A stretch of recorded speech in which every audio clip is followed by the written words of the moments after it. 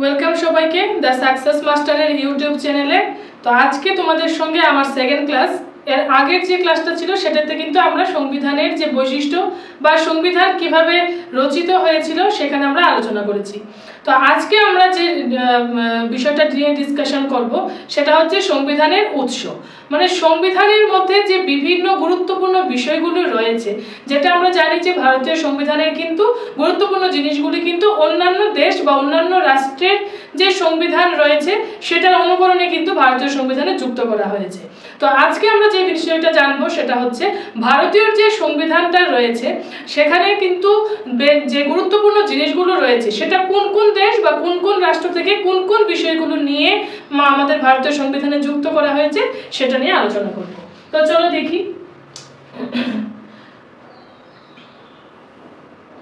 প্রথমে কি রয়েছে?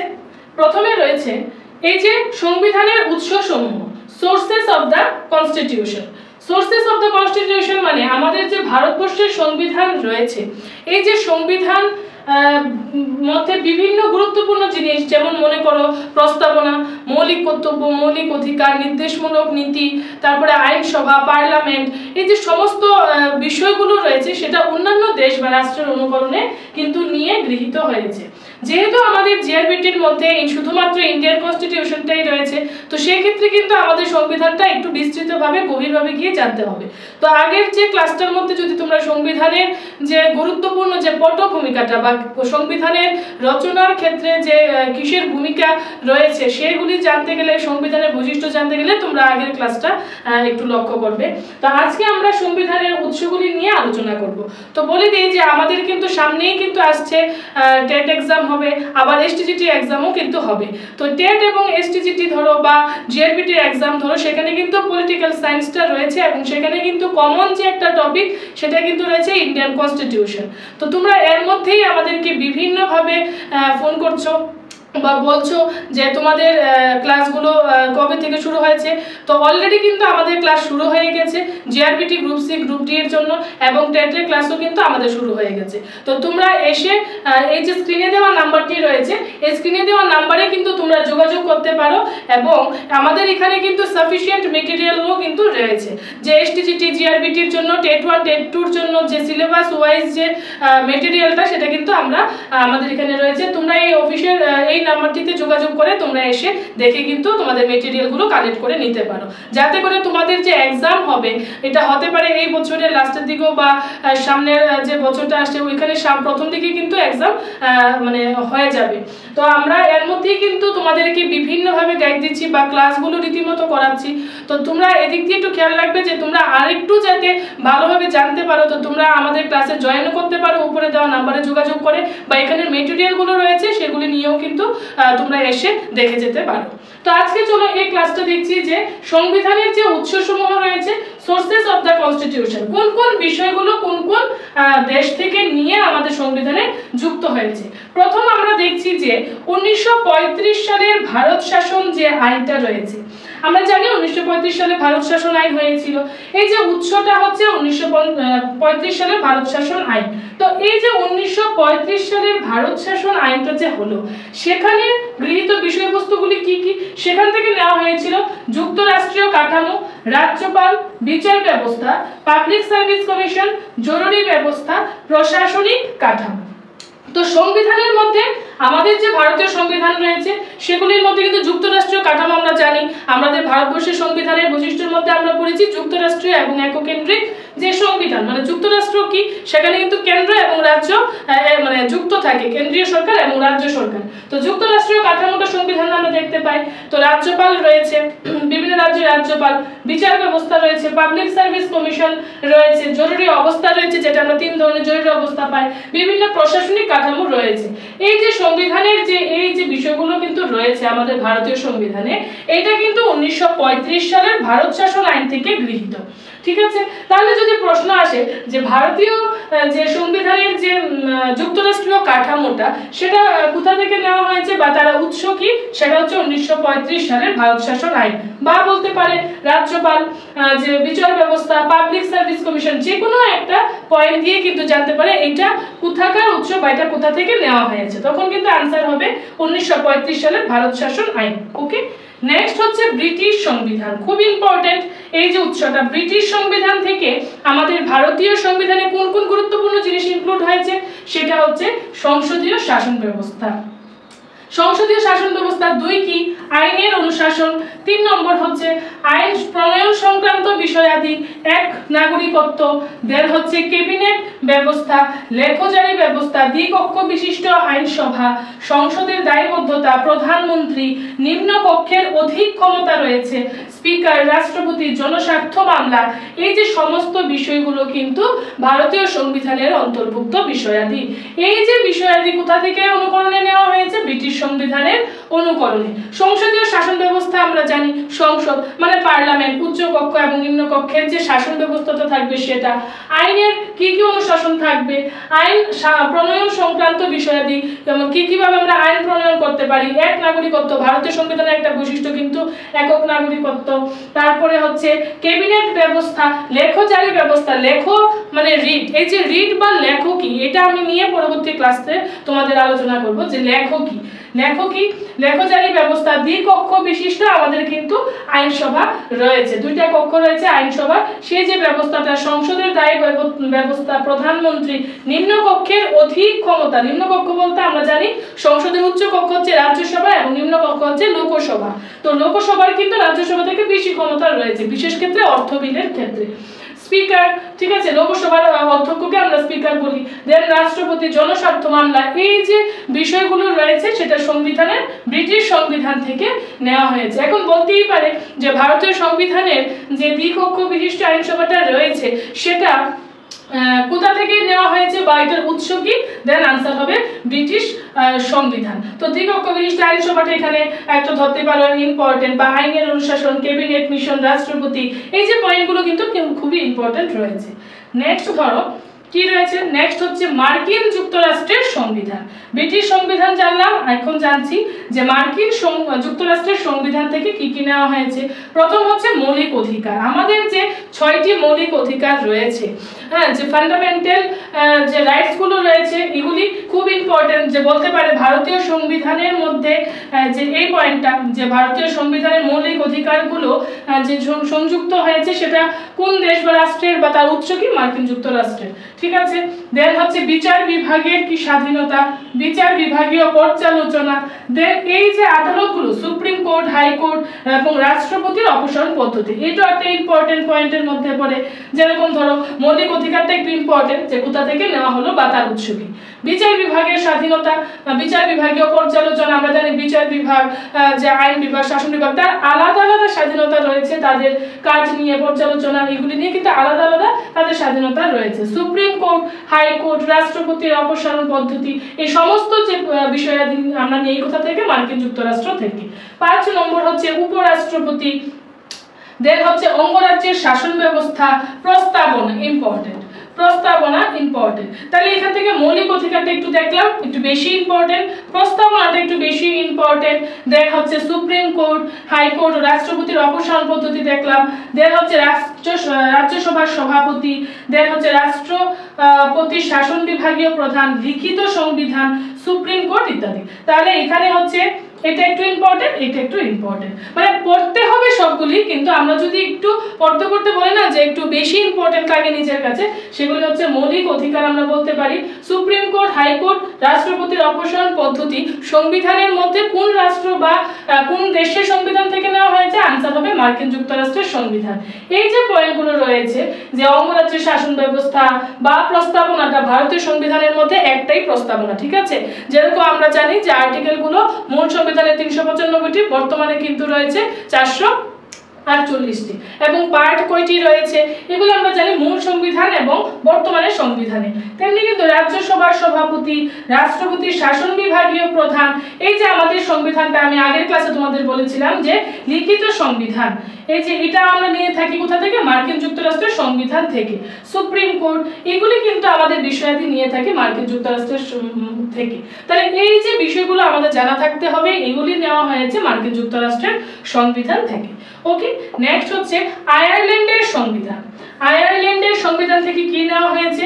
রাষ্ট্র পরিচালনার নির্দেশমূলক নীতি সমূহ, directive principles of the state policy. আমি নেক্সট ক্লাসগুলোতে তোমাদের মৌলিক অধিকার বা মৌলিক কর্তব্য, প্রস্তাবনা, ডাইরেক্টিভ প্রিন্সিপাল, 5 ধরনের যে লেখ রয়েছে এগুলো নিয়ে আলোচনা তো করবই, কিন্তু আজকে যেহেতু সেকেন্ড ক্লাস, তো আমাদের যে সংবিধান কনস্টিটিউশন আমরা বলছি সেগুলি গুরুত্বপূর্ণ বিষয়গুলো কোন কোন দেশ থেকে নেওয়া, তো এই বিষয়টি তোমাদের মনে রাখতে হবে।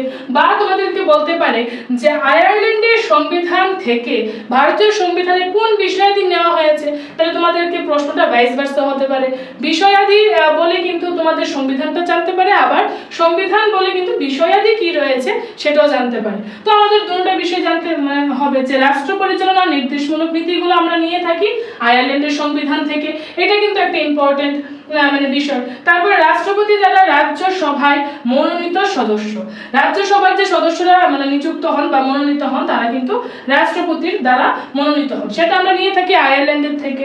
নেক্সট হচ্ছে রাষ্ট্রপতির নির্বাচন পদ্ধতি, কোন পদ্ধতি অনুসরণ করে আমাদের রাষ্ট্রপতি নির্বাচিত হয়, এই যে তিনটা বিষয় কিন্তু আমরা নিয়ে থাকি আয়ারল্যান্ডের সংবিধান থেকে। তাহলে এর আগে আমরা দেখলাম যে ব্রিটিশ সংবিধান থেকে কি নিলাম, মার্কিন যুক্তরাষ্ট্রের সংবিধান থেকে কি নিলাম, 1935 সালে ভারত যে শাসন আইনটা হয়েছিল সেটা থেকে কি বিষয় রয়েছে, আর আয়ারল্যান্ডের সংবিধান। এর মধ্য থেকে এটা একটু বেশি ইম্পর্টেন্ট আর হয়েছে তোমাদের এই যে নির্দেশমূলক নীতিটা রয়েছে, এই নির্দেশমূলক নীতিটা কিন্তু একটু বেশি ইম্পর্টেন্ট। তাহলে রাষ্ট্র পরিচালনার নির্দেশমূলক নীতিগুলো কোন সংবিধান থেকে গৃহীত? আয়ারল্যান্ডের সংবিধান। ওকে, নেক্সট হচ্ছে গৃহীত বিষয়বস্তু সমূহ, গৃহীত বিষয়বস্তু সমূহ, ঠিক আছে। ফিচার্স বোর্ড, যুক্তরাষ্ট্রীয় কাঠামো ও কেন্দ্রের শক্তিশালী সরকারের উপস্থিতি। 2 কেন্দ্রের হাতে অবশিষ্ট ক্ষমতা। 3 রাষ্ট্রপতি দ্বারা রাজ্যপালের মনোনয়ন। 4 কেন্দ্র ও রাজ্যের মধ্যে ক্ষমতা বন্টন।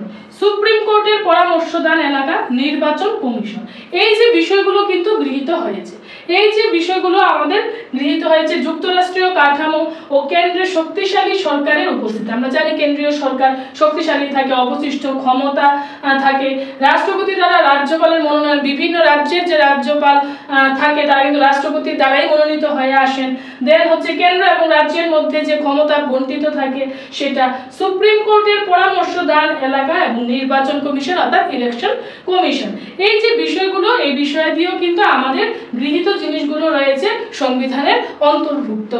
ওকে, নেক্সট হচ্ছে অস্ট্রেলিয়ার সংবিধান। অস্ট্রেলিয়ার সংবিধান থেকে আমরা কি নিয়ে থাকি? অস্ট্রেলিয়ার সংবিধান, এই অস্ট্রেলিয়ার সংবিধান থেকে নেওয়া হয়েছে কি যুগ্ম তালিকা। যুগ্ম তালিকা কোনটা? কেন্দ্র এবং রাজ্য। এটা হচ্ছে যুগ্ম তালিকা নিয়ে। ব্যবসা বাণিজ্য সংক্রান্ত বিধিনিষেধ, সংসদের উভয় কক্ষের যুগ্ম অধিবেশন। সংসদের উভয় কক্ষের যুগ্ম অধিবেশন মানে কি? লোকসভা এবং রাজ্যসভা মিলিত যে অধিবেশনটা হয় সেই অধিবেশনের যুগ্ম অধিবেশনটা, এই যে বিষয়াদি রয়েছে সংবিধানের অন্তর্ভুক্ত, সেটা কিন্তু আমরা অস্ট্রেলিয়ার সংবিধানের অনুকরণীয় কিন্তু নেওয়া হয়েছে এই বিষয়াদি। তাহলে আয়ারল্যান্ডের সংবিধান থেকে নেওয়া হয়েছে একটা, এবং অস্ট্রেলিয়া থেকে কিন্তু বিষয়াদি নেওয়া হয়েছে এটা। তাহলে বলতে পারে যে ভারতের সংবিধানের যুগ্ম তালিকাতে যে বিষয়টা রয়েছে সেটা সংবিধানের কোন সংবিধানের অনুকরণে নেওয়া, তখন কিন্তু হবে অস্ট্রেলিয়া। ওকে, নেক্সট হচ্ছে 7 নম্বর জার্মানির সংবিধান। এবার আসো জার্মানির সংবিধান থেকে আমাদের সংবিধানে কোন কোন ব্যবস্থা রয়েছে। জরুরি অবস্থায় মৌলিক অধিকারগুলো বাতিল ও কেন্দ্রের জরুরি অবস্থা সংক্রান্ত ক্ষমতা। তাহলে কেন্দ্রের রয়েছে জাতীয় জরুরি তিনটা আমাদের জরুরি অবস্থা রয়েছে, ক্ষমতাটা রয়েছে কেন্দ্রের, এবং জরুরি অবস্থায় মৌলিক যে অধিকারগুলো 6টা রয়েছে তখন সেটা বাতিল হয়ে যাবে। এই যে সংবিধানের এই বিষয়টা রয়েছে সেটা আমরা কোন সংবিধানের অনুকরণে নিয়েছি?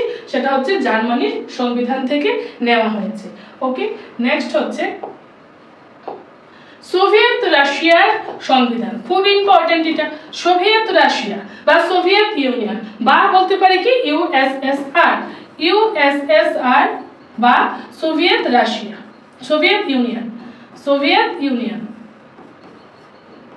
তাহলে এই যে সোভিয়েত ইউনিয়ন বা ইউএসএসআর থেকে আমরা কোন কোন বিষয়াদি নিয়ে সংবিধান অন্তর্ভুক্ত হয়েছে সেটা হচ্ছে মৌলিক কর্তব্য। খুব বেশি ইম্পর্টেন্ট। মৌলিক কর্তব্য, আমরা পরবর্তী ক্লাসগুলো কিন্তু মৌলিক কর্তব্য নিয়ে আলোচনা করব, কারণ মৌলিক কর্তব্যটা কিন্তু মূল সংবিধানে ছিল না, কারণ প্রস্তাবনা একটি ছিল মূল সংবিধানে অন্তর্ভুক্ত, মৌলিক অধিকারগুলো ছিল মূল সংবিধানে, নির্দেশমূলক নীতিগুলো ছিল, কিন্তু দেখতে গেলে এই লেখো যে 5 ধরনের ছিল এগুলো মূল সংবিধানে ছিল, কিন্তু এই যে ফান্ডামেন্টাল ডিউটিসটা রয়েছে, কর্তব্যটা, সেটা কিন্তু মৌলিক কর্তব্যটা মূল সংবিধানে ছিলই না। তাহলে এই যে জায়গাটা মৌলিক কর্তব্য, এটা কোথা থেকে নেওয়া হয়েছে? সোভিয়েত রাশিয়ার সংবিধান থেকে। এছাড়া কি কি বিষয় নেওয়া হয়েছে? ন্যায় বিচার। ন্যায় বিচার কোন কোন দিক থেকে? রাজনৈতিক ক্ষেত্রে, সামাজিক ও অর্থনৈতিক, এইসব ক্ষেত্রে ন্যায় বিচারটা কিন্তু নেওয়া হয়েছে সোভিয়েত রাশিয়া থেকে। পঞ্চবার্ষিকী পরিকল্পনা, পরিকল্পিত অর্থনীতি, তাহলে এটার ক্ষেত্রে পঞ্চবার্ষিকী পরিকল্পনাটা ইম্পর্টেন্ট আছে এবং মৌলিক কর্তব্যটাও কিন্তু ইম্পর্টেন্ট রয়েছে। এই যে বিষয়গুলো রয়েছে সোভিয়েত রাশিয়ার সংবিধান থেকে, আমাদের বাকি বিষয়গুলোও কিন্তু জানা থাকতে হবে, যে মানে ইম্পর্টেন্ট দেখে এগুলিই পড়লাম এরকম নয় বিষয়টা, যে মৌলিক কর্তব্য, ন্যায় বিচার ক্ষেত্রে কি কি ক্ষেত্রে ন্যায় বিচার, পঞ্চবার্ষিকী পরিকল্পনা, পরিকল্পিত অর্থনীতি, এই সমস্ত বিষয়গুলো নেওয়া হয়েছে কোথা থেকে? সোভিয়েত রাশিয়ার সংবিধান থেকে। নেক্সট হচ্ছে ফরাসি সংবিধান। ফরাসি সংবিধানের থেকে আমরা কি নিয়েছি দেখো বিষয়াদি: প্রজাতান্ত্রিক শাসন ব্যবস্থা, প্রস্তাবনায় সাম্য, স্বাধীনতা, সৌভ্রাতৃত্ব, প্রস্তাবনার ভাষা, খুব ইম্পর্টেন্ট।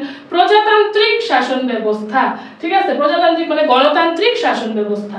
ওকে, আমাদের এখানে গণতান্ত্রিক শাসন ব্যবস্থায় রয়েছে, জনগণের দ্বারাই কিন্তু নির্বাচিত হয় শাসক শাসিতরা, ঠিক আছে। তাহলে প্রস্তাবনায় আমি যেটা বললাম যে মুখপাত্র আমরা বলতে পারি বা ভূমিকা বলতে পারি সংবিধানের প্রস্তাবনা, এই প্রস্তাবনার মধ্যে কিন্তু এই যে গুরুত্বপূর্ণ ওয়ার্ডগুলো, যে সাম্য, স্বাধীনতা, সৌভ্রাতৃত্ব, ঠিক আছে, এই যে এগুলি কিন্তু রয়েছে প্রস্তাবনায়, এটা কিন্তু একটা ইম্পর্টেন্ট। ফরাসি সংবিধান থেকে এগুলি নেওয়া হয়েছে। তাছাড়া প্রস্তাবনা ল্যাঙ্গুয়েজটা, প্রস্তাবনার ভাষাটা, এটাও কিন্তু নেওয়া হয়েছে ফরাসি সংবিধান থেকে। ওকে, নেক্সট কি? দক্ষিণ আফ্রিকার সংবিধান, খুব ইম্পর্টেন্ট। দক্ষিণ আফ্রিকার সংবিধান, দক্ষিণ আফ্রিকার সংবিধান থেকে আমরা কি নিয়ে থাকি? সংবিধান সংশোধন। এই যে সংবিধান, আমরা যে ভারতের সংবিধানটা রয়েছে, যে 368 নং ধারা অনুযায়ী আমরা সংশোধন করতে পারি, এই যে ভারতীয় সংবিধানের এই যে সংশোধনী ব্যাপারটা, সেটা হয়ে থাকে কোথা থেকে? দক্ষিণ আফ্রিকা সংবিধান থেকে। ইম্পর্টেন্ট, যে সংবিধান সংশোধনী কোন দেশের বা রাষ্ট্রের অনুকরণে নেওয়া হয়েছে? রাজ্যসভার সদস্যদের নির্বাচন। এই যে পার্লামেন্টের উচ্চকক্ষ যে রাজ্যসভা, তার অন্তর্ভুক্ত যে সদস্যরা যে নির্বাচিত হবে, সেটার সদস্যদের নির্বাচন পদ্ধতিটা আমরা নিয়ে থাকি দক্ষিণ আফ্রিকার সংবিধান থেকে। নেক্সট হচ্ছে সুইডেনের সংবিধান। সুইডেনের সংবিধান থেকে লোকপাল সম্পর্কিত বিষয়বস্তু জানা যায়। তাহলে সুইডেনের সংবিধান থেকে আমরা একটা গুরুত্বপূর্ণ জিনিস নিলাম, সেটা হচ্ছে লোকপাল সম্পর্কিত বিষয়াদি, যেটা আমাদের ভারতীয় সংবিধানে রয়েছে। নেক্সট হচ্ছে জাপানের সংবিধান। সুপ্রিম কোর্টের কার্য পরিচালনার নিয়ম বিধি, সুপ্রিম কোর্টের কাজগুলি কি কি পদ্ধতিতে পরিচালিত হবে, তার যে সিস্টেমটা আমরা নিয়ে থাকি জাপানের সংবিধান থেকে। ওকে, তো এই হচ্ছে, আমি আরেকবার তোমাদের একটু রিভিশন দেখিয়ে দিচ্ছি, যে আমাদের যে ভারতীয় সংবিধানটা রয়েছে, এই ভারতীয় সংবিধান বিভিন্ন দেশ বা রাষ্ট্রের সংবিধানের গুরুত্বপূর্ণ বিষয় নিয়েই তার কিন্তু উৎসটা। যেরকম আমি আবার একটু রিভাইজ দিচ্ছি, যে 1935 সালের ভারত শাসন আইন, প্রত্যেকটা যে জিনিস রয়েছে সংবিধানের অন্তর্ভুক্ত, যে প্রস্তাবনা যখন আমি তোমাদেরকে ক্লাস নিয়ে আসবো, সেখান থেকেও গুরুত্বপূর্ণ প্রশ্ন আসে। মৌলিক অধিকার, মৌলিক কর্তব্য, তার যে আগের ক্লাসটা আমি তোমাদেরকে দিয়েছিলাম, যে সংবিধানের মূল পটভূমিকা এবং মৌলিক কর্তব্য, নির্দেশমূলক নীতি, প্রত্যেকটা যে সংবিধানের মূলই হচ্ছে যে ধারাগুলো বা আর্টিকেলগুলো রয়েছে, সেগুলি কিন্তু সবকিছু আমাদের একদম ভিতর থেকে একদম ডিপলি একটু জানতে হবে। তো সবগুলি পয়েন্ট থেকে কিন্তু গুরুত্বপূর্ণ কিছু প্রশ্ন আসে। যেমন এখানে আমি আজকে পড়াচ্ছি যেটা, সেটা হচ্ছে উৎস, কোথা থেকে সংবিধানের উৎসগুলো নেওয়া হয়েছে। বিষয়াদি রয়েছে এগুলো: যুক্তরাষ্ট্রীয় কাঠামো, রাজ্যপাল, বিচার ব্যবস্থা, পাবলিক সার্ভিস কমিশন, জরুরি ব্যবস্থা, প্রশাসনিক কাঠামো। এই যে বিষয়াদি রয়েছে সেটা নেওয়া হয়েছে 1935 সালের ভারত শাসন আইন থেকে। ওকে, নেক্সট যেটা হচ্ছে ব্রিটিশ সংবিধান, আমরা দেখব যে কি রয়েছে, সংসদীয় শাসন ব্যবস্থা রয়েছে। নেক্সট হচ্ছে আইনের অনুশাসন, আইন প্রণয়ন সংক্রান্ত বিষয়াদি, এক নাগরিকত্ব, ক্যাবিনেট ব্যবস্থা, লেখজারির ব্যবস্থা, দ্বিকক্ষ বিশিষ্ট আইনসভা, সংসদের দায়বদ্ধতা, প্রধানমন্ত্রী, নিম্নকক্ষের অধিক ক্ষমতা, স্পিকার, রাষ্ট্রপতি, জনস্বার্থ মামলা প্রভৃতি বিষয়গুলো নেওয়া হয়েছে ব্রিটিশ সংবিধান থেকে। যে কোনো একটা বিষয় তুলে কিন্তু আমাদেরকে দিতে পারে যেটা কোন সংবিধান বা কোন রাষ্ট্রের সংবিধানের অনুকরণে নেওয়া। নেক্সট হচ্ছে মার্কিন যুক্তরাষ্ট্রের সংবিধান। এই যে মার্কিন যুক্তরাষ্ট্রের সংবিধান, এটা কিন্তু একটা খুব গুরুত্বপূর্ণ, কারণ কি কি নেওয়া হয়েছে এখান থেকে: মৌলিক অধিকার, বিচার বিভাগের স্বাধীনতা, বিচার বিভাগীয় পর্যালোচনা, সুপ্রিম কোর্ট, হাইকোর্ট, রাষ্ট্রপতির অপসারণ পদ্ধতি, উপরাষ্ট্রপতি, অঙ্গরাজ্যের শাসন ব্যবস্থা, প্রস্তাবনা যেটা আমি বললাম আগে ওইটা ইম্পর্টেন্ট, রাজ্যসভার সভাপতি, রাষ্ট্রপতি, শাসন বিভাগীয় প্রধান, লিখিত সংবিধান, সুপ্রিম কোর্ট প্রভৃতি যে বিষয়গুলো রয়েছে সংবিধানের অন্তর্ভুক্ত, সেগুলো মার্কিন যুক্তরাষ্ট্রের সংবিধান থেকে কিন্তু নেওয়া হয়েছে। আয়ারল্যান্ডের সংবিধান থেকে আমরা কি নিয়ে থাকি? রাষ্ট্র পরিচালনা নির্দেশমূলক নীতি, রাষ্ট্রপতি দ্বারা রাজ্যসভায় মনোনীত সদস্য, রাষ্ট্রপতির নির্বাচন পদ্ধতি। ঠিক আছে, এই যে বিষয়গুলো আয়ারল্যান্ড থেকে আমরা নিই। দেন হচ্ছে গৃহীত বিষয়সমূহ, অন্যান্য বিষয়গুলো কি কি নেওয়া হয়েছে? যুক্তরাষ্ট্রীয় কাঠামো তো রয়েছে আমাদের ভারতের সংবিধানে। দেন হচ্ছে কেন্দ্রের শক্তিশালী সরকারের উপস্থিতি, কেন্দ্রের হাতে অবশিষ্ট ক্ষমতা, রাষ্ট্রপতি দ্বারা রাজ্যপালের মনোনয়ন, কেন্দ্র এবং রাজ্যের মধ্যে ক্ষমতা বন্টন, সুপ্রিম কোর্টের পরামর্শ দান এলাকা, ইম্পর্টেন্ট, সুপ্রিম কোর্টের পরামর্শ দান এলাকা, নির্বাচন কমিশন, এটা ইম্পর্টেন্ট। এই প্রত্যেকটা বিষয়াদি গৃহীত রয়েছে কিন্তু ভারতের সংবিধানের অন্তর্ভুক্তি রয়েছে। নেক্সট হচ্ছে অস্ট্রেলিয়ার সংবিধান। এই অস্ট্রেলিয়ার সংবিধান থেকে কি নেওয়া হয়েছে? যুগ্ম তালিকা। দেন হচ্ছে ব্যবসা বাণিজ্য সংক্রান্ত বিধিনিষেধ, সংসদের উভয় কক্ষের যুগ্ম অধিবেশন। এই যে বিষয়গুলো সেগুলো আমরা অস্ট্রেলিয়ার সংবিধানের অনুকরণে নিয়ে থাকি। ওকে, নেক্সট হচ্ছে জার্মানির সংবিধান। জার্মানির সংবিধানের মধ্যে কি রয়েছে? জরুরি অবস্থায় মৌলিক অধিকারগুলো বাতিল এবং কেন্দ্রের জরুরি অবস্থা সংক্রান্ত ক্ষমতা আমরা জার্মানির সংবিধান থেকে নিয়ে থাকি। ঠিক আছে, মানে সংবিধানে যুক্ত হয়েছে। নেক্সট হচ্ছে সোভিয়েত রাশিয়ার সংবিধান। সোভিয়েত রাশিয়ার সংবিধানের মধ্যে মৌলিক কর্তব্য, ন্যায় বিচার, রাজনৈতিক, সামাজিক এবং অর্থনৈতিক ক্ষেত্রে নিয়ে পঞ্চবার্ষিকী পরিকল্পনা, পরিকল্পিত অর্থনীতি, এই সমস্ত বিষয়গুলো কিন্তু নেওয়া হয়েছে সোভিয়েত রাশিয়ার সংবিধানের অনুকরণে। ওকে, নেক্সট দেখো ফরাসি সংবিধান। প্রজাতান্ত্রিক শাসন ব্যবস্থা, প্রস্তাবনায় সাম্য, স্বাধীনতা, সৌভ্রাতৃত্ব, এই যে ওয়ার্ডগুলো সাম্য, স্বাধীনতা, সৌভ্রাতৃত্ব আমরা যখন প্রস্তাবনা পড়বো সেখানে আমরা পেয়ে যাব। প্রস্তাবনার ভাষা, এই যে বিষয়াদি সংবিধানে রয়েছে সেটা নেওয়া হয়েছে ফরাসি সংবিধানের অনুকরণে। দক্ষিণ আফ্রিকার সংবিধান থেকে কি নেওয়া হয়েছে? সংবিধান সংশোধনী, ইম্পর্টেন্ট, রাজ্যসভা সদস্যদের নির্বাচন। ঠিক আছে, এই যে তিনটা বিষয় নেওয়া হয়েছে দক্ষিণ আফ্রিকার কিন্তু সংবিধান থেকে নেওয়া হয়েছে। তারপরে হচ্ছে যে সুইডেনের সংবিধান থেকে কি নেওয়া হয়েছে? লোকপাল সম্পর্কিত বিষয়াদি।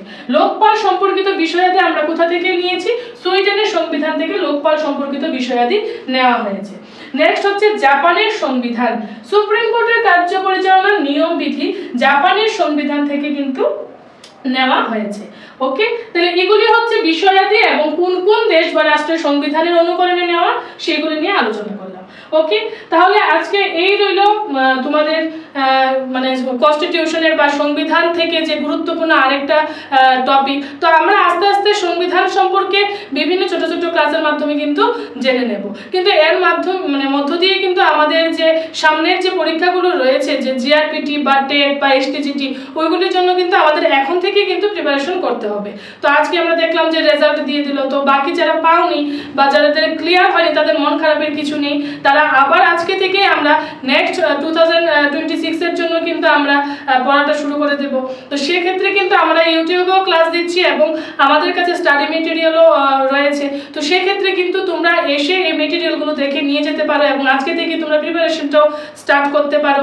এবং আমাদের টেট এবং জিআরপিটির জন্য কিন্তু আমাদের এডমিশন এখনো চলছে। তো তোমরা ইচ্ছে করলে লিমিটেড সিট রয়েছে, তোমরা এই নাম্বারে এসে যোগাযোগ করেই কিন্তু তোমরা স্ক্রিনে দেওয়া নাম্বারে যোগাযোগ করে তোমরা এসে কিন্তু এডমিশন নিতে পারো। এবং ইচ্ছে করলে আমাদের যে স্টাডি মেটেরিয়ালগুলো রয়েছে, যে প্রত্যেকটা সাবজেক্টের যে টপিক ওয়াইজ যে রয়েছে সেই টপিকগুলো আমরা কিন্তু এখানে বিস্তৃতভাবে আলোচিত রয়েছে আমাদের মেটেরিয়ালসগুলোতে, তো তোমরা সেখানে এসে দেখে নিয়ে যেতে পারো। তো এই রইল আজকে আমাদের সংবিধানের যে উৎসগুলো কী কী, এবং তোমরা চাইলে আমার আগের ক্লাসটাও দেখতে পারো যে সংবিধানের যে মূল বৈশিষ্ট্যগুলো কী কী এবং সংবিধান কিভাবে রচিত হয়েছিল। নেক্সট যে ক্লাসগুলো হবে সেখানেও আমি সংবিধানের কয়েকটা গুরুত্বপূর্ণ বিষয় আদি নিয়ে কিন্তু আমি তোমাদের সঙ্গে ক্লাসে আসবো। তো ততক্ষণ তোমরা আমাদেরকে এইভাবেই সাপোর্ট করে যাবে এবং নেক্সট ক্লাসগুলোও দেখতে থাকবে। তো আজকে এতটুকুই, সবাই ভালো থাকবে। থ্যাংক ইউ সবাইকে।